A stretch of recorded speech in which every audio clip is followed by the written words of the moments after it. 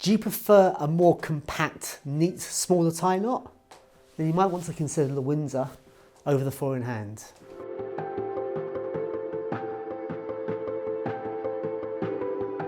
So I've made some videos for Rampley & Co where I've demonstrated how to tie the 4-in-hand, the half Windsor and the Windsor. There's a link to it right here. They're always really popular. They get quite controversial. People do and don't like different tie knots.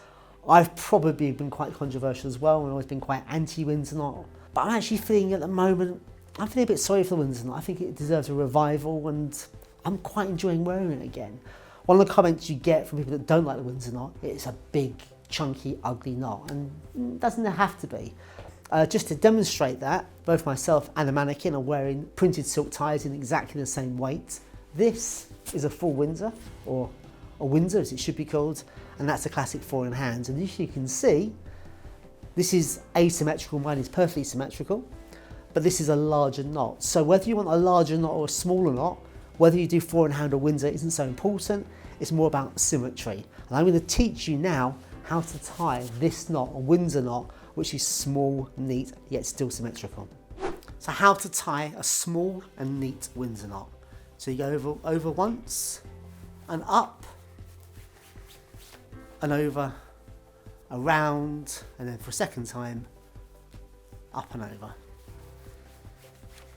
What you need to do at this stage is to make sure it's pulled right over, so it's neat and compact. Now you make your final knot, so you go over, around and through. Make sure it is nice and flat so there's no unnecessary creasing.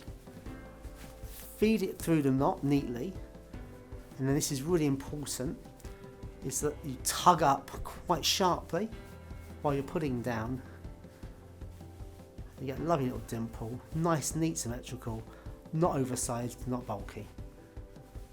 There you have it, the perfect Windsor knot.